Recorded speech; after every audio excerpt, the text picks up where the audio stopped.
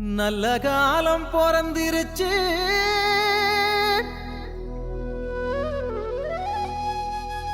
நாடும் வீடும் செழிச்சிருச்சு, புனிதர் கோயில் திறந்துருச்சு, நமக்கு புது வாழ்வு மலர்ந்துருச்சு. பிரியமான சகோதரிகளே, சகோதரர்களே, ஆண்டவர் நம் மீது எப்படி ஆசீர்வாதம் தருவார், நம்மெல்லாம் எப்படி ஆசீர்வதிப்பார் அப்படின்னு பழைய ஏற்பாட்டில் சொல்லப்பட்டிருக்கிறது. ஆண்டவர் என்ன சொல்றார் அப்படின்னா, பாடத்தின் பலகடிகளை திறந்து மழையில உண்மையில் ஆசீர்வாதங்களை பொழிவேன் அப்படின்னு சொல்லியிருக்கிறது. இன்னைக்கு உண்மையாகவே மழையாகவே ஆசீர்வாதத்தை ஆண்டவர் தந்திருக்கிறார். ஏன்னா நாங்கள் வெகு தூரம் இருந்து வருகின்றோம். ஏற்கனவே சென்னை, புதுச்சேரி அங்கெல்லாம் வந்து புயல் மழை அப்படின்னு சொல்கிறாங்க அப்படின்ட்டு வானிலை கேட்டோம். வானிலை கேட்டு தான் நாங்கள் வந்தோம். ஆனால் ஃபாதர் சொன்னாங்க, அப்பெல்லாம் இப்போ மழைலாம் ஒன்றும் இல்லைப்பா, ஒரு வாரமாக மேலே முட்டமாக இருக்கும், அப்போ நான் 3 நாள் தான் வழியா மழைலாம் ஒன்றும் இல்லை அப்படின்னாங்க. நாங்களும் வந்தோம், அதே மாதிரி தான் இருந்துச்சு. ஆனால் ஆண்டவர் எப்போ வீதியில் இறங்கி வந்தாரோ நம்ம கூட, ஆண்டவர் வந்தோடனே அந்த ஆசீர்வாதம் மழையாக போயிருக்கு. மழை ஆசீர்வாதம் அப்படின்னா கூட இதான் சாக்கு போட்டு எல்லாரும் வீட்டுக்கு போடுவீங்கன்னு நினைச்சேன். காரணம் சொல்லிட்டு ஐயோ மழையா இருக்கிற அப்படியே வர வழியா அப்படியே எஸ்கேப் போய் வீட்டுக்கு போயிருவீங்க, கோயிலுக்கு வர மாட்டேன்னு நினைச்சேன். ஆனால் நீங்கள் ஆண்டவரை விட்டு விடாமல் என்ன பண்ணிருக்கீங்க, ஆண்டவர் உங்களுக்கு கீழே ஆசீர்வாதத்தை மழையாக பொழிந்தார் அப்படின்னு சொன்னா அந்த மழையையும் ஆண்டவரை விட்டு விடாமல் நீங்க பண்ணிருக்கீங்க, நாளைக்கு வந்திருக்கிறீர்கள். எனவே இந்த திருநாட்களில் நீங்கள் வந்திருக்கிற தந்தைகள் அனைவரும் உங்களுக்காக தொடர்ந்து என்னுடைய ஆசீர்வாதத்தை நான் என்ன பண்ணுறோம் வேண்டும் கேட்போம். சரியா? இப்போ ஒரு கதையோட நீங்கள் பரிவரை ஆரம்பிப்போம். ஒரு கணவன் மனைவி இருக்காங்க, அவங்களுடைய திருமண நாள். அப்போ மனைவி வந்து யோசிக்கிறாங்க, திருமண நாளுக்காக நம்முடைய கணவருக்கு ஏதாவது சிறப்பாக ஸ்பெஷலாக ஏதாவது பண்ணலாம் அப்படின்னு சொல்லி மனைவி யோசிக்கிறாங்க. அப்போ கணவர் வந்து பாயாசம் வந்து ரொம்ப பிடிக்கும்.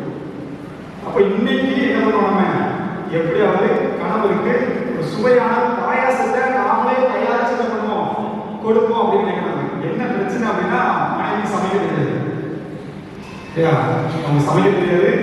வீட்டில் வேலைக்காரங்க வச்சு அதை கடைகளில் வாங்கி சுற்றி ஆர்டர் போட்டு அவங்க மேனேஜ் பண்ணிட்டு இருக்கிறாங்க.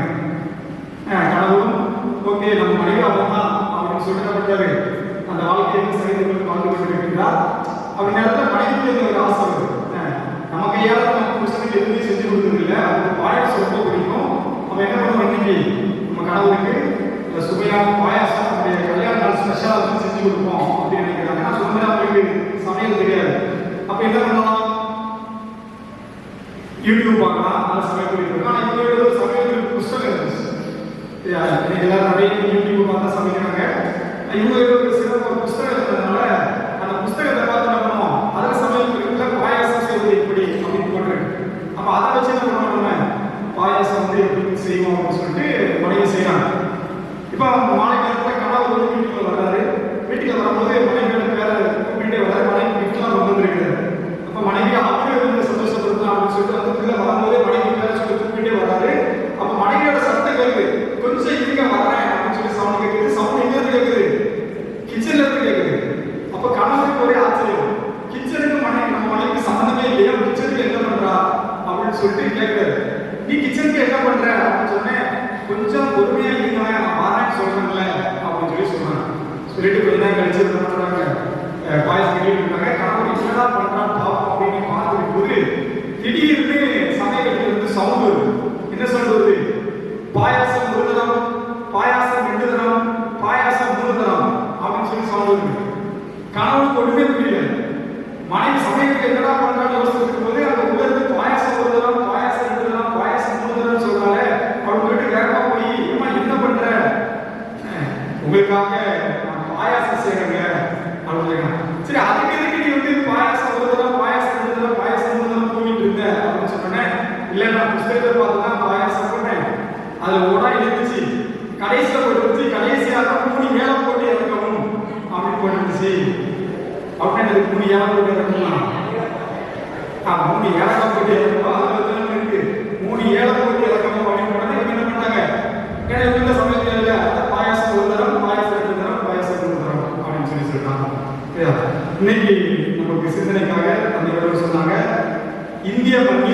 இயேசுவை விதைத்தவர் நம்முடைய புனித சவேரியார் அப்படின்னு சொன்னாங்க. சரியா?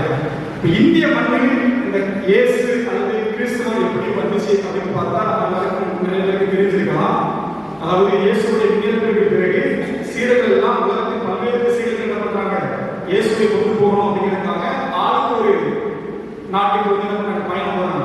அப்போ சீட்ல வந்து தோமையாரோட பெயரை வந்து என்ன பண்ணிருக்கு, விழுந்திருக்கு. ஆனா தோமையாருக்கு போக விரும்பல.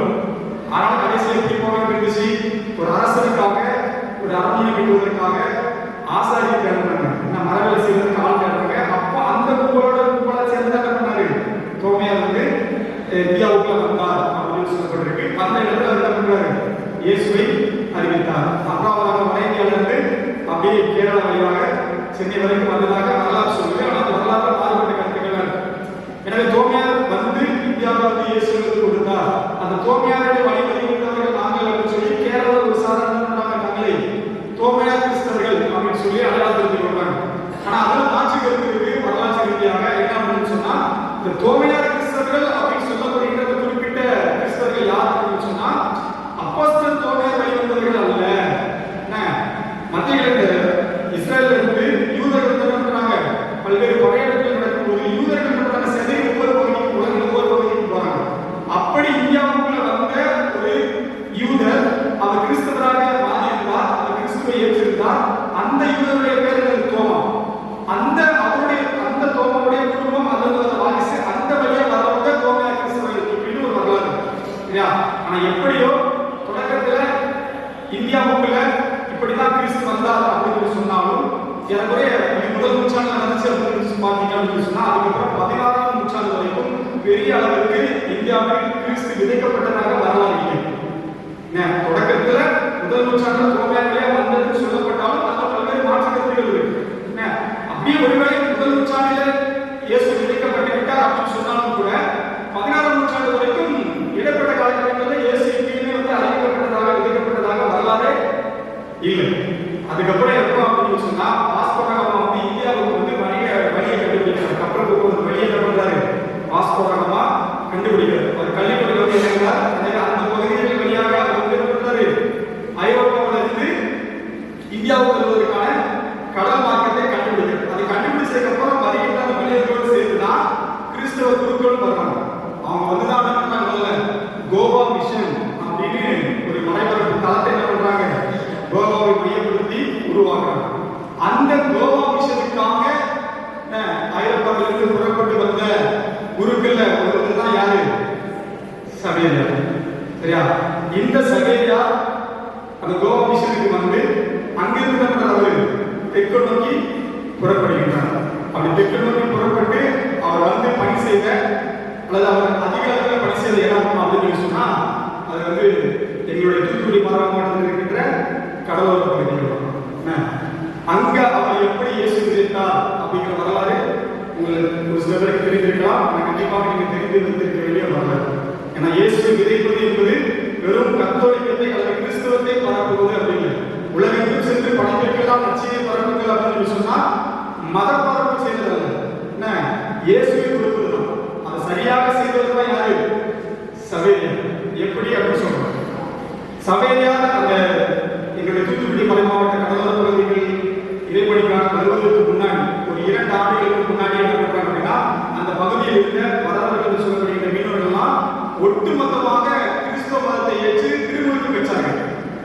ஏன் அப்படின்னு சொன்னா, அவர்களுக்கும் அரேபிய ஊர்களுக்கும் இடையே சண்டை வரும். அந்த சண்டையில அவர்கள் திருமணம் பாதிக்கப்படுகின்றார்கள். அப்ப போர்ச்சுகீசியர்களோட உதவியை அவங்க கேட்கிறப்ப அந்த போர்ச்சுகீசியர்கள் வணிகம் செய்வதற்காக வந்திருக்காங்க. அவங்க ஒரு பெரிய படையை இருக்கிறாங்க. அப்ப இந்த வரலாறுகள் வந்து பாதிக்கப்பட்டதுனால அரேபிய ஊர்களுக்கு எதிராக அவர்கள் போராட தங்களுடைய பலமில்லை என்பதை அறிந்து போர்ச்சுகீசியர்களோட உதவியை கேட்கிறாங்க. அப்ப அந்த போர்ச்சுகீசியர் என்ன சொல்றாங்க, நீங்க கிறிஸ்தவத்தை ஏற்றுக்கொள்வதாக இருந்தால், நீங்கள் திருமுழுக்கு பெறுவதாக இருந்தால் நாங்கள் என்ன பண்றோம், உங்களுக்கு படை உதவி செய்கின்றோம் உங்களுக்கு அப்படின்னு சொல்லி என்ன பண்றாங்க, உதவி செய்து அந்த போரை வந்து அவங்க பலரை வெற்றி பெறுவதற்கு உதவியாக இருக்காங்க போர்ச்சுகீசியர்கள். அப்ப அவங்களுடைய வாக்கை காப்பாற்றுவதற்காக என்ன பண்றாங்க, ஒட்டுமொத்தமாக ஏறக்குறைய ஒரே நேரத்தில் 10,000 பேர் திருமுழுக்கு பெற்றதாக சொல்லப்படும். இன்னைக்கு இருக்கிற மக்கள் தொகை கணக்கெடுப்படி பார்த்தா ஒரே 1000 கூட எங்களுடைய படைமண்டலத்தில் கடலோர கிராமங்கள் இருக்கு. ஆனா ஏற்கனவே 450 ஆண்டுகளுக்கு முன்னாடி அப்படின்னு சொன்னா 10,000 பேர் உயிரிழந்தோம்னா ஏற்கனவே ஒட்டுமொத்த மறைமாவட்டம் என்ன தெற்கே கன்னியாகுமரியில இருந்து வடக்கு நாகப்பட்டினம் வரைக்கும் இருக்கிற அவ்வளவு பேர் அந்த குத்துக்குடித்துறை அப்படின்னு சொல்லப்படுகின்ற அனைத்து கடலோர மக்கள் என்ன பண்ணாங்க, ஒரே நாள்ல மனம் மாறி கிறிஸ்துவை ஏற்றுக்கொண்டு திருமணத்தை பெற்றாங்க. ஆனா பிரச்சனை என்ன அப்படின்னு சொன்னா, அவங்க தன்னுடைய சமூக பாதுகாப்புக்காக தான் என்ன பண்ணாங்க, கிறிஸ்துவத்தை ஏற்றுக்கொண்டார்கள்.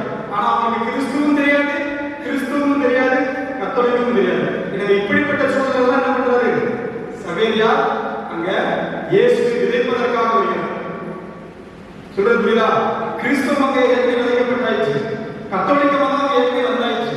அங்க இருக்கிற எல்லாரும் கத்தோலிக்கரா தான் இருந்தாங்க. ஆனா இயேசு அங்க இன்னும் விதைக்கப்படாமல் இருந்தார். அப்பதான் என்ன பண்றாரு சவேரியார் வர்றார். சவேரியார் என்ன பண்றாருன்னா, பெயரளவில் கிறிஸ்தவர்களாக இருக்கிறார்கள். எல்லாரும் திருமணம் பெற்றதுனால, போர்ச்சுகீசியர் வழியாக பெற்றதுனால போர்ச்சுகீசிய அனைவரையும் சேர்ந்து வச்சுக்கிட்டாங்க. என்ன பர்னாண்டஸ், கொரைரா, அல்மேதா அப்படின்னு பண்றாங்க. பேர்ல கிறிஸ்துவ அடையாளங்களை சேர்த்து வைத்துக் கொண்டார்கள். ஆனா அவங்களுக்கு கிறிஸ்துவும் தெரியல, கிறிஸ்துவும் தெரியல.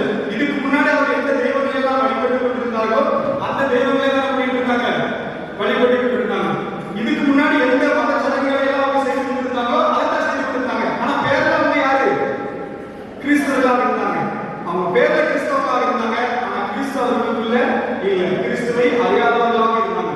அப்பதான் என்ன பண்றார் சவேரியார் வந்து இயேசுவை அவர்கள் மத்தியிலே விதைக்கின்றார்.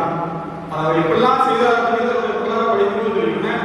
எங்கோ ஒரு தேசத்துல ஒரு மாளிகையில் பிறந்து வளர்ந்த ஒருத்தர் இங்க வந்து மொழி புரியாம உணவு வகை உணவாக எந்த உணவு அவருக்கு ஏற்பில்லாத உணவாக இருக்கின்ற போது தங்குவதற்கு கூட எந்த இடமும் இல்லாதவராக இன்னைக்கும் அந்த சவேரியார் வாழ்க்கை குகை மணப்பாடு அப்படிங்கிற ஊர் இருக்கு. யாரும் வந்திருக்கீங்களா அப்படிங்கிறது தெரியல. மாவட்டத்தில் மணப்பாடு ஊர் இருக்கு. அந்த ஊர்ல கடலோரமாக ஒரு குகை இருக்கு. அந்த குகையில இருந்து தான் நம்ம சவேரியார் பணி செய்திருக்கிறார். ஒவ்வொரு நாளும் என்ன பண்ணுவாராம், கடலோரமாக மணி அடிச்சுக்கிட்டே போவாராம். மணி அடிச்சுக்கிட்டே போகும்போது அந்த மணி அடிச்சா சின்ன பிள்ளைகளுக்கு பஞ்சு மிட்டாய் பின்னாடி போற மாதிரி போயிருப்பாங்க. அப்படித்தானே ஊர்ல திடீர்னு ஒரு ஆள் கீழே போட்டு மணி அடிச்சுட்டு போறதா யாரும் சின்ன பிள்ளைங்க ஒரு பின்னாடி சத்தம் போட்டு ஒவ்வொரு ஓடிட்டே இருக்கும். அப்படித்தானே அது மாதிரி போன சின்ன பிள்ளைலாம் கூப்பிட்டு வச்சு அவங்களுக்கு பரலோக மந்திரம், அரவிந்த மந்திரம், விசுவாச பிரமாணம், இயேசுனா யாரு, அவர் எதற்காக வந்தாரு, எப்படி நம்ம இருக்க சொன்னா நம்ம என்ன பண்றாரு, அப்படி சிறுமையை தொடங்கி ஒவ்வொருத்தரும் ஆரம்பிக்கிறார். அப்புறம் அந்த ஊர்லயே ஒரு சில பேரை இந்த கிறிஸ்தவத்தை மதிப்பீடுகளை கற்றுக் கொடுத்து அவங்களே பயிற்சி கொடுத்து அவங்களே என்ன பண்றாரு பணியாளர்களாக மாற்றார். இப்படிதான் கொஞ்சம் கொஞ்சமாக அவர் இயேசுவை விதைக்கிறார். அவர் சவேரியார் இயேசு விதைக்கிறதுல முக்கியமான ஒரு அம்சம் நம்ம இன்னைக்கு வரைக்கும் கவனிக்க வேண்டிய விஷயம் என்ன அப்படின்னு சொன்னா, இயேசுவை விதைத்துக் கொண்ட அந்த சவேரியார் அந்த மக்கள் மத்தியில் இயேசு முழுமையாக போய் சேர்ந்துட்டாரா அப்படின்னு அவங்க திரும்பி பார்க்கின்ற போது இயேசு முழுமையாக சென்றடையவில்லை அப்படின்னு தான் அவருக்கு தோணுச்சு. எவ்வளவு கிறிஸ்தவர்களா இருந்தாங்க, கிறிஸ்துவையும் கிறிஸ்துவ மதிப்பீடையும் அவங்களுக்கு கற்றுக் கொடுத்தாரு. ஆனால் என்ன பண்ணாங்க, அவங்க இன்னும் அந்த கிறிஸ்துவை கிறிஸ்துவ மதிப்பீடுகளை முழுமையாக உருவாக்காம தான் இருந்தாங்க. நான் அதுக்காக தான் முதல்ல ஒரு கதை சொன்னேன். அந்த கதையுடைய கருத்து இருந்தது. நம்ம முதல்ல கருத்து சொன்னதுல பாயாசம் ஒரு தடவை பாயாசம் 2 தடவை. அந்த கதையுடைய கருத்து இருந்தது.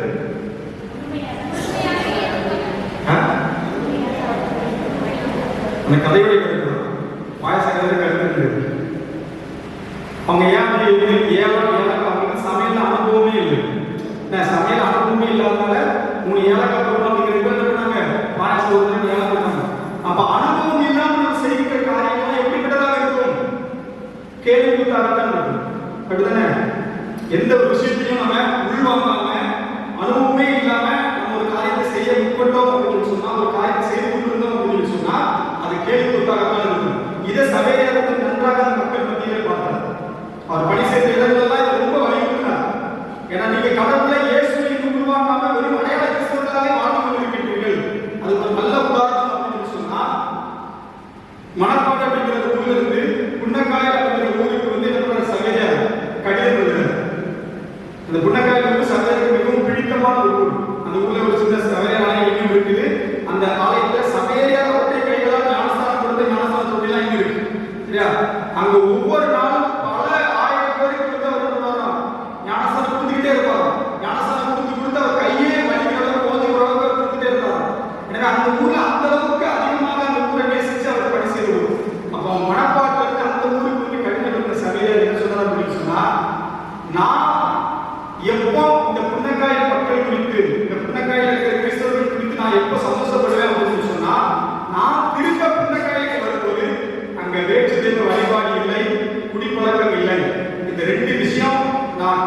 தெரிஞ்சு எனக்கு தெரிய வந்துச்சு அப்படின்னு சொன்னா, அதாவது நான் திரும்ப புன்னக்காலுக்கு வரும்போது அங்க வேற்றுதல் வழிபாடு இல்லை, அங்க யாருக்கும் குடிப்பழக்கம் இல்லை அப்படிங்கிறது எனக்கு தெரிய வந்துச்சுன்னா நான் சந்தோஷப்படுவேன் அப்படின்னு சொன்னா, நான் புன்னக்காயல் என்கின்ற அந்த ஒரு ஊரில் இருக்கின்ற கிறிஸ்தவர்களுக்கு சொல்லப்பட்டது அப்படின்னு சொன்னாலும் கூட இன்னைக்கு நம்ம எல்லாருக்கும் அந்த செய்தி கொடுக்கக்கூடியதாக இருக்கும் அப்படின்னு நான் நினைக்கிறேன். இன்னைக்கு நம்ம வந்து கிறிஸ்தவத்தை பற்றி நிறைய தெரிஞ்சிருக்கிறோம்.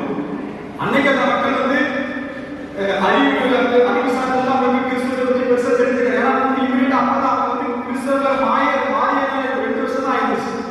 ஆனா நம்ம என்ன சொல்லிக்கிறோம், பரம்பரையாக கிறிஸ்தவர்கள் அப்படின்னு சொல்லியிருக்கோம். அப்படிதானே? எங்களுடைய அம்மா அப்பா தாத்தா பாட்டி எல்லாரும் கிறிஸ்தவர்களாக இருக்கிறாங்க, பரம்பரையாக கிறிஸ்தவர்கள் அப்படின்னு சொல்லிக்கிறோம். அன்னைக்கு இருந்த மக்கள் வெறும் பெயரளவு கிறிஸ்தவர்களாக இருந்தாங்க அப்படின்னு சொன்னா அது வந்து ஏற்றுக்கொள்ளக்கூடியதுதான். ஆனா இன்னைக்கு இருக்கிற நம்மளும் வெறும் பெயரளவு கிறிஸ்தவர்களாகத்தான் இருக்கிறோம் அப்படின்னு சொன்னா அது வந்து சிந்திக்க வேண்டியது ஒன்றா இல்லையா? ஆனா என்னுடைய கருத்துப்படி இன்னைக்கும் நம்ம எப்படி இருக்கிறோம், பெயரளவு கிறிஸ்தவர்களாகத்தான் இருக்கிறோம். நான் சொன்ன மாதிரி வழிபாடுகளை நம்ம வளர்ந்துருக்கிறோம். ஒரு காலத்துல நமக்கு வழிபாடுலாம் எப்படி செய்யணும் அப்படின்னு தெரியலன்னா இன்னைக்கு தெரியும். நமக்கு ஒரு திருப்பலி எப்படி ஒப்பு கொடுக்கணும், ஒரு நற்கதை பவனி எப்படி நடத்தணும், இது மாதிரியான விஷயங்கள் 2 வருஷம் தான் பரம்பரையாக வைக்கிறாங்க அப்படின்னு சொன்னாங்க. பாருங்க, இதுதான் நீங்க அவ்வளவு பக்தி அவ்வளவு ஜபமோட அவ்வளவு ஜெபித்துல பண்ணீங்க, நற்கதை பவனியில கலந்து கொண்டீங்க. அப்ப நமக்கு வந்து வழிபாடுகள் நமக்கு அறிவு இருக்கு, எப்படி வழிபாடு செய்யணும், எப்படி இறைவார்த்தை வாசிக்கணும், இறைவார்த்தை என்ன, இயேசுனா யார், எங்க பிறந்தார், வளர்ந்தார், எதற்காக இருந்தாரு, பைபிள் கூட உங்களை நிறைய பேர் வந்து மனப்பாடம் சொல்லக்கூடிய ஆசை கூட உங்களுக்கு வந்துருக்கணும். ஆனாலும் நாம் என்ன பண்ணிருக்கிறோம், பெயரளவு கிறிஸ்தவர்களாகத்தான் இருக்கிறோம். கிறிஸ்து எதை நமக்குள்ளே விதிக்கணும்னு நினைச்சாரோ, அல்லது கிறிஸ்துக்கள் நமக்குள்ள போய் எதை நம்மளே கொடுக்கணும்னு நினைச்சாரோ அதை இன்னும் நம்ம பெறாம தான் இருக்கணும். அப்படின்னா நம்ம இன்னும் இயேசு அனுபவம் பெறாதவங்க தான் இருக்கணும். அனுபவம் இல்லாமல் செய்து கொண்டிருக்கின்ற இந்த வழிபாடுகள் மிச்ச காரியங்கள் நிச்சயமாக கேள்விக்குள்ளாகத்தான் இருக்கும். உதாரணம் சொல்லணும் அப்படின்னு சொன்னா, குறி சொல்றதை வந்து கத்தோலிக்கமும் கிறிஸ்துவமும் வந்து என்ன பண்ணுது, கண்டனம் செய்கிறது. நீங்க விடுதலை பார்த்தீங்கன்னா குறி சொல்றது மிகப்பெரிய பாவம் அப்படின்னு சொல்லி கிறிஸ்தவ மதம் நமக்கு சொல்லித்தருது. ஆனா நம்மளுக்கு என்ன பண்ணாங்க, நம்ம புனிதர்களை வச்சே குறி கேட்க ஆரம்பிச்சிட்டாங்க. எப்படி குறி கேட்கறதுக்கு யாரையும் போனாலும் அத்தோரியத்தை குறி கேட்போம், மாதாட்ட குறி கேட்போம், எப்படி நம்மளுக்கு. ஆக நம்ம வந்து எதை நம்ம வந்து கிறிஸ்து உருவாகணும் அப்படின்னு நினைச்சாலோ அதை நம்ம உருவாக. இது சபையாருடைய சிந்தனை அடிப்படையிலே சொல்லணும் அப்படின்னு சொன்னா, நான் சொன்ன 2 விஷயம் சபையார் சொன்னார். நீங்க கிறிஸ்தவர்கள் அப்படின்னு சொன்னா இந்த 2 விஷயம் உங்களுக்கு இருக்கக்கூடாது. நான் நிறைய விஷயம் இருக்கு, அதுல ஒரு உதாரணம் குறி சொல்றதான் சொன்னேன்.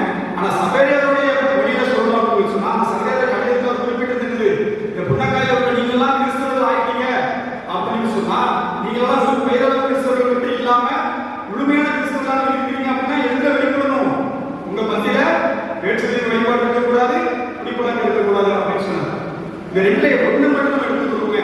யோசிச்சு பாருங்க, வேற்றுதல் வழிபாடு அப்படின்னு ஒண்ணு மட்டும் எடுத்துக்கொள்ளுங்க. இன்னைக்கு கத்தோலிக்கர்கள் என்று நம்மை அடையாளப்படுத்தக்கூடிய எத்தனை பேர் அவங்களுடைய குடும்பத்துல பிரச்சனை அல்லது தொழிலை வழிபாடு பண்ணிச்சோ ரொம்ப சர்வ சாதாரணமாக பிறந்தவர்களை தேடி சொல்றாங்க. போறாங்களா இல்லையா? கிடையாது. உங்கள்கிட்ட தான் கேட்கிறேன், கத்தோலிக்கர்கள் ஒருவேளை நீங்க போகாம இருக்கலாம். நான் பொதுவாக கேள்வி கேட்கிறேன், நீங்க கத்தோலிக்கர்கள் என்று தங்களை அடையாளப்படுத்திக் கொள்கிறவர்கள் எத்தனை பேர் அவங்க வாழ்க்கையில பிரச்சனை வரணுன்ற போது அந்த கோயில போய் வந்து இது பண்ணா சொகம் கிடைச்சிரும், இந்த கோயில போய் இது பண்ணிடும், தற்கால போய் தண்ணி வச்சா சரியாது அப்படின்னு சொன்னா எத்தனை பேர் ரொம்ப சர்வ சாதாரணமாக கோயிலுக்கு வந்து என்ன பண்ணுவாங்க சொல்லுவாங்க, ஒரே கடவுளை விசுவாசிக்கும். ஆனா அதை கொஞ்சம் கூட மனசுல குத்தாம என்ன பண்ணுவாங்க, வாழ்க்கையில பிரச்சனை அப்படின்னு சொல்லும்போது பிற தெய்வங்களை பிற சக்திகளை தேடி ரொம்ப எளிதாக போயிடுவாங்க. சரியா? நான் சொல்றது நீங்க அப்படி போகாம இருக்கலாம். ஆனா நீங்களும் வேற்றுதல் வழிபாடு செய்கின்றவர்கள் தான். எப்படி நீங்க வேற்றுதல் வழிபாடு செய்வீங்களா? செய்ய மாட்டீங்களா? செய்ய மாட்டீங்க. நான் சொல்றேன், அதான் நீங்களும் வேற்றுதல் வழிபாடு செய்து கொண்டுதான் இருக்கிறீர்கள். அது எப்படி நான் சொல்றேன். சரியா? பிற தெய்வ வழிபாடு என்பது பிற தெய்வங்களை தேடி செல்வது மட்டுமல்ல. கேட்டா, ஒரு கடவுளாக ஆண்டவர் தானே, நம்மை தவிர வேறு கடவுள் நமக்கு இல்லாத இருப்பதாக அப்படின்னு சொல்லியிருக்கிறார். சரியா? ஆக பிற தெய்வ வழிபாடு என்பது பிற தெய்வங்களை தேடி செல்வது மட்டுமல்ல, நம்முடைய கத்தோலிக்க விசுவாசத்தின் போகணும்னு சொல்லுவாங்க. நான் கத்தோலிக்க திருவை மறைக்கல்வி போதனை அப்படின்னு சொல்லி கத்தோலிக்க திருவை மறைக்கல்வி போதனைகளை ஒரு புத்தகமாக வரிசைப்படுத்தி கொண்டிருக்காங்க. அது ஒரு தெளிவாக சொல்லப்பட்டிருக்கிறது. பிற தெய்வ வழிபாடு அப்படின்னா என்ன அப்படின்னு சொன்னா, கடவுளுக்குரிய மகிமையையும் கடவுளுக்குரிய மரியாதையும் கடவுளுக்குரிய நேரத்தையும் கடவுளுக்குரிய இடத்தையும் நீங்க எதற்காவது இந்த உலகத்தில் இருக்கிற பணம் பதவி எதுக்காக கொடுத்தீங்க அப்படின்னு சொன்னா நீங்க செய்வது பிற தெய்வ வழிபாடு. நீங்க நான் சொன்ன மாதிரி நீங்க இன்னொரு தெய்வத்தை தேடி போகாதவங்களா இருக்கலாம். ஆனா நீங்க கடவுளோட பணத்தை பெருசா நினைச்சீங்கன்னா பணம் தான் நீங்க கொண்டாடுகின்ற வழிபடுகின்ற தெய்வம். உண்மையா இல்லையா? நான் சொல்றது புரியுதா? பிற தெய்வ வழிபாடு அப்படின்னு சொல்றது பிற தெய்வத்தை தேடி சொல்றது மட்டும் அப்படி போற கத்தோலிக்கர்கள் இருக்கிறாங்க. அது கொஞ்சம் சொற்பமான நபர்களாக இருப்பாங்க. ஆனா நம்ம பெரும்பாலான பேர் அப்படிலாம் போக மாட்டோம். கொஞ்சம் விசுவாசத்துக்குள்ளியாக இருக்கும். எங்களுக்கு இயேசு ஒருவரே கடவுள் அப்படின்னு சொல்லிட்டு நாமும் என்ன பண்றோம்? பணத்தையும் பதவியும் புகழையும் என்ன பண்றோம்? கடவுளை விட மேலானதாக நினைக்கிறோம். ரொம்ப எளிமையா சொல்றேன். இன்னைக்கு சின்ன பிள்ளைகள்லாம் கோயிலுக்கு வர்றதுக்கு யார் தடையாக நினைக்கிறீங்க? பெற்றோர்கள் தான். அது காரணம் சொன்னாங்க, காலையில பூசி திருப்பிள்ளை நடந்தது இல்லை. எங்க ஊர்ல டெய்லி கூட காலை பூசி காலை பூசிக்கு பிள்ளையே வராது. என்னன்னு பார்த்தா பிள்ளைகளுக்கு ஒரு எக்ஸ்ட்ரா கரிக்குலர் ஆக்டிவிட்டிஸ், ஒரு டியூஷன். கல்வி தேவையானது தான், ஆனால் கடவுளை இடத்தை ரிப்ளேஸ் பண்ணக்கூடாது. புரியுதா? பணம் தேவையானது தான், பணம் இல்லாம உலகத்தில் வாழ முடியாது தான். அது கடவுளுடைய இடத்துல பண்ணக்கூடாது, ரீப்ளேஸ் பண்ணக்கூடாது. இன்னைக்கு வச்சுக்கிறோங்க, என்ன வச்சுக்கிறோங்க, இன்னைக்கு இந்த திருவிழா கடவுள் சார்ந்த ஒரு வழிபாடு தானே. இங்க கடவுள் தானே கொண்டாடப்படுகின்றார். இந்த ஊர்ல இருக்கிற 4 குடும்பம் இருக்குல்ல, குடும்பத்துக்கு 2 பேர் வச்சாலும் வாய்ப்பு இருக்குல்ல, இல்ல. அப்ப இந்த வழிபாடை விட முக்கியமான ஒரு ஏதோ ஒரு இருக்குதுன்னா மத்தவங்க இருக்கிறாங்க. ஒருவேளை அது வந்து டிவியில ஒரு நிகழ்ச்சியா இருக்கலாம், இல்ல ஒருவேளை சீரியஸா அவங்க சார்ந்த தொழிலாக கூட இருக்கலாம். ஒரு தொழில் நிமித்தமாக அவங்க வர முடியாம காரியமா இருக்கலாம். ஆனா கடவுளுக்கு இடம் என்ன பண்ணப்பட்டிருக்கு? ரீப்ளேஸ் பண்ணப்பட்டிருக்கு. அதுதானே கடவுளுக்கு வர வேண்டிய நேரத்துல அவங்க ஏதோ முக்கியமாக அவங்க பொழுதுபோக்கு தேவையில்லாதது அல்லது பணம் அப்படிப்பட்ட காரியம் இல்லை. ஒருவேளை அந்த தேவையை நீங்கிட்ட காரியம் கூட, கல்வியும் கூட, தொழிலும் கூட நீங்க என்ன பண்றது? கடவுளுடைய இடத்தை ரீப்ளேஸ் பண்ணுது அப்படின்னு சொன்னா அதுதான் நாம செய்கிற பிற தெய்வ வழிபாடு.